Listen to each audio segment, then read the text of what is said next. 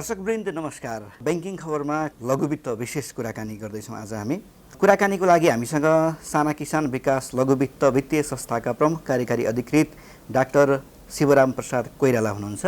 हामी उहाँसँग कुराकानी गर्दैछौँ। नमस्कार सर। नमस्कार। साना किसान विकास लघुवित्त भनेको के हो र यसले के काम गर्छ? संस्थाको पछिल्लो अवस्था के छ? यहाँबाट सुरु गरौँ न। अब यसको नामले नै स्पष्ट छ।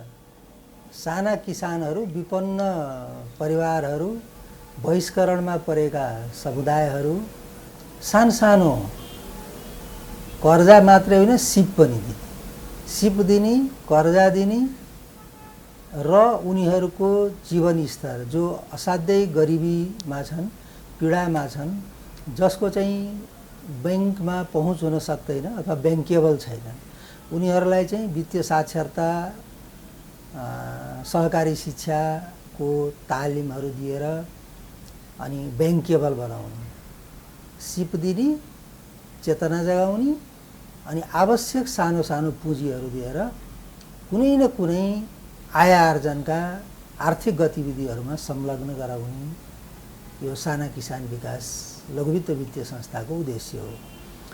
यसले अहिले के गरिरहेछ त भन्दाखेरि यसको स्थापना अलिकति इतिहासमा जानुपर्छ।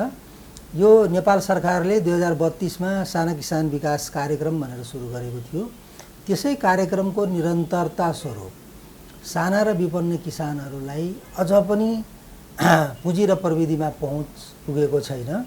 उहाँहरू र यो विपन्न परिवारहरू र साना किसान परिवारहरूलाई जबसम्म विकासको मूलधारमा ल्याइँदैन तबसम्म वास्तवमा मुलुकको समग्र आर्थिक विकास सम्भव हुँदैन। त्यसैले हाम्रो यो अभियान भनेको सबै साना किसान परिवारहरू, अहिले अनुमान गरिएको छ मोटामोटी 31-32 लाख परिवारहरू चाहिँ साना किसान छन्। ती सबै साना किसानहरूलाई हामीले वित्तीय पहुँच दिने, किसानहरूलाई यो कृषिको रूपान्तरण, किसानहरू मार्फत कृषिको रूपान्तरण गराउने अर्थात् कृषिको व्यवसायीकरण गराउने। त्यो कृषिको व्यवसायीकरण गराउनलाई चाहिँ पढे लेखेका युवाहरू, शिक्षित युवाहरू जबसम्म कृषिमा संलग्न हुँदैनन् तबसम्म कृषिको व्यवसायीकरण र रूपान्तरण सम्भव छैन। त्यसैले हामीले चाहिँ के गरिरहेछौँ त भन्दा विगत 10 वर्षदेखि चाहिँ साना किसान परिवारका छोराछोरीहरू 20 देखि 30 वर्ष उमेरका केटाकेटीहरूलाई इजरायल सरकारसित हामीले सहकार्य गरेर इजरायलका विभिन्न कलेजहरूमा 10 देखि 11 महिनाको कृषि तालिमको लागि पठाइरहेछौँ।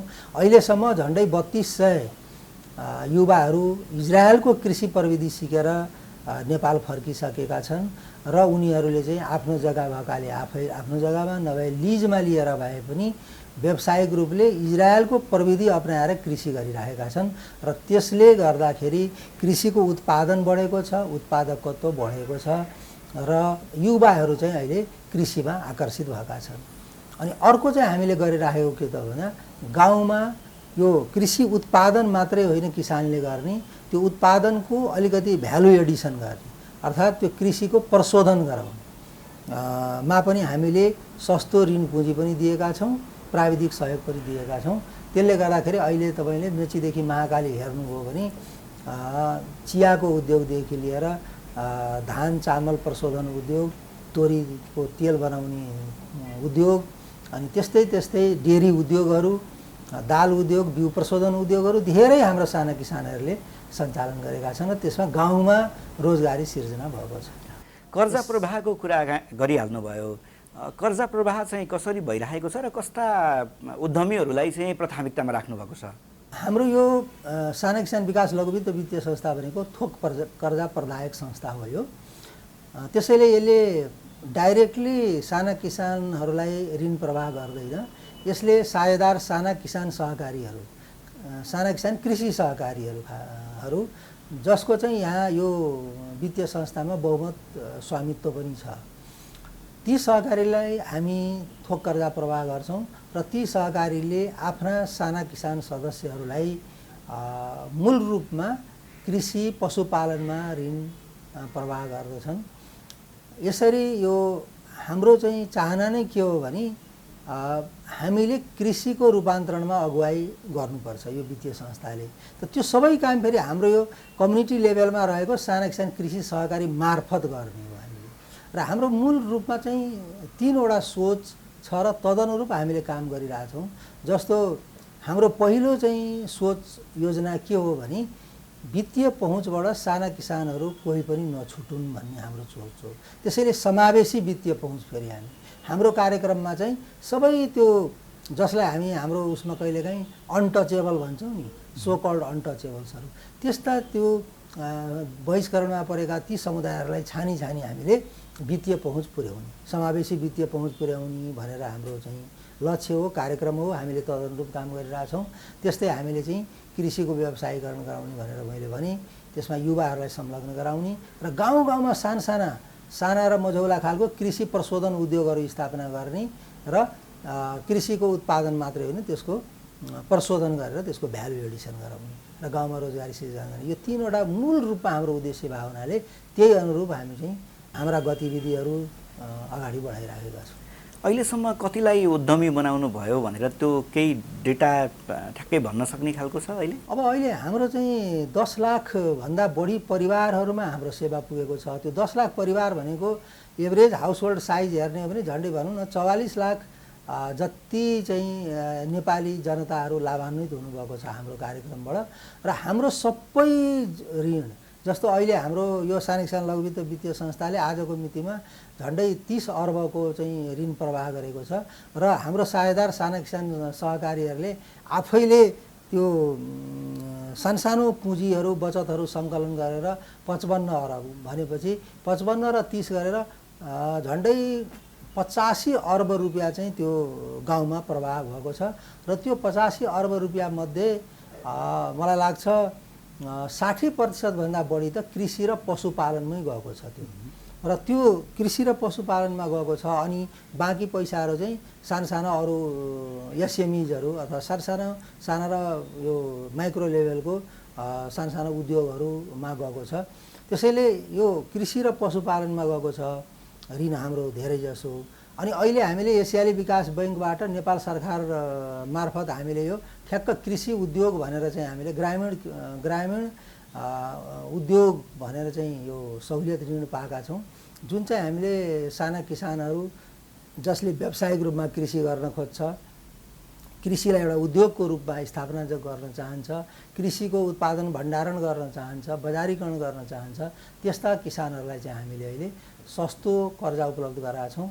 र हाम्रो एउटा यो प्रोजेक्टमा नै यो जुन ग्रामीण उद्यम प्रोजेक्ट छ एसियाली विकास बैङ्कबाट आएको, त्यसमा चाहिँ हामीले 5 वर्षभित्र कमसेकम 500 उद्यमी बनाउने व्यक्तिहरूलाई र 50 वटा चाहिँ सामूहिक व्यावसायिक रूपले सामूहिक एउटा कृषि अथवा यो सामूहिक कृषि प्रशोधन उद्योगहरू स्थापना गर्ने लक्ष्य छ। तदनुरूप अहिले हामीले चाहिँ झन्डै 300 भन्दा बढी व्यक्तिहरूलाई चाहिँ उद्यमी बनाइसकेको अनि सामूहिक उद्योगहरू स्थापना भएको छ त्यो प्रोजेक्ट अन्तर्गत। तर हामीले जुन नेपाल सरकारबाट यो पशुपालन कर्जाहरू पाएको छौँ त्यसबाट त अब हजारमा चाहिँ त्यस्तो किसानहरू उद्यमी भएको व्यावसायिक रूपले कृषि गरिराखेको देखिन्छ। अनि इजरायलबाट फर्केर आएको झन्डै 3200 युवाहरूमध्ये 35% जतिले चाहिँ व्यावसायिक रूपले कृषि उद्योगहरू सञ्चालन गरिराखेका छन्। भनौँ न यहाँले त निकै लामो समय लघुवित्त क्षेत्रमै व्यतीत गरिसक्नुभयो, उद्यमशीलताको विकासको लागि के गर्नु पर्ला? हाम्रो चाहिँ मूल उद्देश्य त्यही उद्यमशील संस्कृतिको विकास गर्ने भनेका छौँ। अनि त्यसका लागि हामीले के गर्छौँ त भन्दाखेरि किसानहरूलाई यो उद्यमशीलता विकास सम्बन्धी हामीले पहिले त एउटा चेतना जगाउने, तालिम दिने, हरेक नागरिकले उद्यमी बन्नुपर्छ, जब खोज्न जाने होइन, जागिर चाहिँ नि खोज्न जाने होइन, आफैले क्रिएट गर्नुपर्छ, सेल्फ इम्प्लोइमेन्ट क्रिएसन भनेको छौँ हामीले। तदनुरूप हामीले चाहिँ यो कृषि उद्यमशीलता सम्बन्धी यो पुस्तिकाहरू तयार गरेका छौँ। अनि साना किसानहरूलाई विपन्न किसानहरूलाई हामीले चाहिँ हाम्रो साना किसान सहकारी मार्फत चाहिँ नि यो उद्यम गर्दाखेरि उद्यमी बन्दाखेरि कसरी त्यसको चाहिँ आय आर्जन बढी हुन्छ नाफा हुनसक्छ, आफ्नो जीविकोपार्जन कसरी चाहिँ सुधार हुनसक्छ, यी सब कुराहरूले हामीले चेतना जगाउने र तालिम शिक्षा मार्फत चाहिँ नि एउटा किसानहरूलाई उद्यमी बन्न चाहिँ प्रेरित गरिरहेका छौँ र त्यसरी चाहिँ हामीले किसानहरूलाई सिकाउनुपर्छ, बुझाउनुपर्छ, जुन चाहिँ हामी गरिरहेका छौँ। लघुवित्तको विकास र वित्तीय साक्षरताको लागि चाहिँ के गर्नुपर्छ जस्तो लाग्छ यहाँलाई चाहिँ? अब वित्तीय साक्षरताको लागि त अब भनिहालेँ मैले, सबभन्दा पहिले त चेतना नै हो। अहिले गाउँघरमा जानुभयो भने खास गरी मध्यपश्चिम, सुदूरपश्चिम अनि यो मधेसका पनि यो तराई क्षेत्रहरूमा जानुभयो भने यो बैङ्कबाट ऋण लिनुपर्छ अथवा सहकारीबाट ऋण लिनुपर्छ भने त्यो चेतनासम्म छैन। अनि कहिलेकाहीँ ती विपन्न परिवारहरू, ती अशिक्षित हाम्रा दाजुभाइ दिदीबहिनीहरू यो गाउँका टाठाबाटा साहु महाजन कहाँ पुग्छन् अनि चर्को ब्याजमा चाहिँ उहाँहरूले आफ्नो भएको सम्पत्तिहरू पनि गुमाउनु पर्ने अवस्था छ। त्यसैले यो वित्तीय साक्षरता भनेको हामीले चेतना जगाउने र बैङ्कबाट अथवा सानो किसान सहकारी सङ्घ संस्थाबाट ऋण लिँदाखेरि कसरी उनीहरू चाहिँ यो चर्को ब्याजबाट साहु महाजनको पन्जाबाट मुक्त हुन सक्छन् त्यो कुराहरू हामी सिकाउँछौँ वित्तीय साक्षरता अन्तर्गत। र उद्यमी बनाउने, उद्योग गरेपछि आफ्नो जीवनस्तर कसरी इम्प्रुभ हुनसक्छ भन्ने बारेमा सिकाउने कामहरू हामीले गर्छौँ। लघुवित्त क्षेत्रमा खराब कर्जाको अवस्था कस्तो छ? अब आगामी दिनमा चाहिँ यो खराब कर्जा बढ्न सक्ने सम्भावना कतिको रहन्छ? अब यो लघुवित्त क्षेत्रमा खराब कर्जाको अवस्था त्यस्तो भयानक छैन। हाम्रो साना किसानमा यो हेर्नुभयो भने खास गरी हाम्रो वित्तीय संस्थाको खराब कर्जा 1% कम छ अथवा 0.6 को हाराहारीमा छ। अनि हाम्रो सहायदार साना किसान सहकारीहरूको पनि हेर्ने हो भने समग्रमा त्यस्तै 2-2.5% चाहिँ खराब कर्जा छ। अब यो खराब कर्जा बढ्ने सम्भावना भनेको त कस्तो हुन्छ भने जब किसानले अथवा ऋणीले बिना प्रयोजन ऋण लिन्छ अथवा दिनेले बिना प्रयोजन ऋण दिन्छ अनि त्यो ऋण लिएको चिज चाहिँ नि एउटा विलासिताको सामान अथवा चाहिँ नि यो भनौँ न उत्पादनशील क्षेत्रमा जुन ऋण लगानी गरेपछि त्यो उत्पादन हुने होइन कि त्यो एउटा अनुत्पादक क्षेत्रमा त्यसरी पैसा गयो भने त्यो ऋणीले पैसा नतिर्ने अवस्था बन्छ अनि त्यो खराब कर्जा बढ्ने हो। अब हाम्रो सन्दर्भमा कुरा गर्नुहुन्छ भने हामीले चाहिँ साना किसान सहकारीहरूलाई जुन ऋण दिन्छौँ त्यो मैले भने हाम्रो ऋण त सबै कृषि र पशुपालन अनि कृषि उद्योग सञ्चालनमा गएको छ। त्यसैले हाम्रो चाहिँ खराब कर्जा छँदै छैन भने पनि हुन्छ, त्यो मैले भने नोमिनल छ। अनि साना किसान सहकारीले पनि आफ्ना सदस्यहरूलाई चाहिँ के प्रयोजनको लागि ऋण लिने हो, त्यसले उत्पादनशील क्षेत्रमा त्यसको प्रयोग हुन्छ कि हुँदैन त्यो कुरा हेरेर ऋण प्रवाह गर्छ अनि त्यसको नियमित अनुगमन पनि गर्ने हाम्रो एउटा सिस्टम बनेको छ, हामीले बनाएका छौँ। त्यसले गर्दाखेरि हाम्रो उसमा चाहिँ जस्तो अहिले अब भनिहालेँ मैले झन्डै 84-85 अर्बको ऋण प्रवाह भएको छ त्यो समुदाय स्तरमा। त्यसमा चाहिँ भाखा नागेको अथवा निष्क्रिय कर्जा भनेको मैले भने त्यही 2-2.5% होला, त्यो चाहिँ कमै हो। 5% भन्दा कम भएकोलाई त्यति नराम्रो मानिँदैन। त्यसको लागि त नियमित अनुगमन गर्नुपर्छ र त्यो ऋणको सदुपयोग भएको छ कि छैन, उत्पादनशील क्षेत्रमा प्रयोग भएको छ कि छैन भन्ने कुरा हेर्नुपर्छ। अनि ऋणीको क्षमता पनि हेर्नुपर्छ, कति ऋण दिँदाखेरि त्यो ऋणीले चाहिँ एउटा व्यवसाय गरेर त्यो पैसा रिपे गर्न सक्छ। त्यो सब गरेको हुनाले हाम्रोमा त्यस्तो अवस्था निष्क्रिय कर्जाको अवस्था छैन। हामी अन्त्यमा छौँ। अन्त्यमा केही भन्नै पर्ने मैले सोध्न छुटेको कुराहरू छ भनेदेखि त्यसलाई भन्न सक्नुहुन्छ? पहिला त हाम्रो यो वित्तीय संस्थाको 21औं वार्षिकोत्सवको अवसरमा हाम्रा सम्पूर्ण साना किसान परिवारहरूमा शुभकामना व्यक्त गर्दछु। सबै साना किसानहरू, आजका विपन्न साना किसानहरू भोलिको सम्पन्न बन्न सक्नुहोस्। समृद्ध नेपालको आधार भनेकै हाम्रा साना किसान दाजुभाइ दिदीबहिनीहरूको हँसिलो मुहार हो। त्यो अभियानमा हामी लागि परेका छौँ। तर हाम्रो यो अभियानलाई सार्थक बनाउन, परिणाममुखी बनाउन सम्बन्धित सबै निकायहरू, नेपाल सरकार, केन्द्रीय बैङ्क, विदेशी दात्री सङ्घ संस्थाहरू र अझ खास गरी भन्ने हो भने हाम्रा साना किसान दाजुभाइ दिदीबहिनीहरूको सहयोग र साथ चाहिन्छ। यो साथ र सहयोग प्राप्त भइराख्यो भने, अहिले जस्तै साथ र सहयोग प्राप्त भइराख्यो भने अब हामी कहाँ अझ पनि धेरै विकट क्षेत्रहरूमा हाम्रा साना र विपन्न किसानहरू अहिले पनि वित्तीय पहुँच पुग्न सकेको छैन।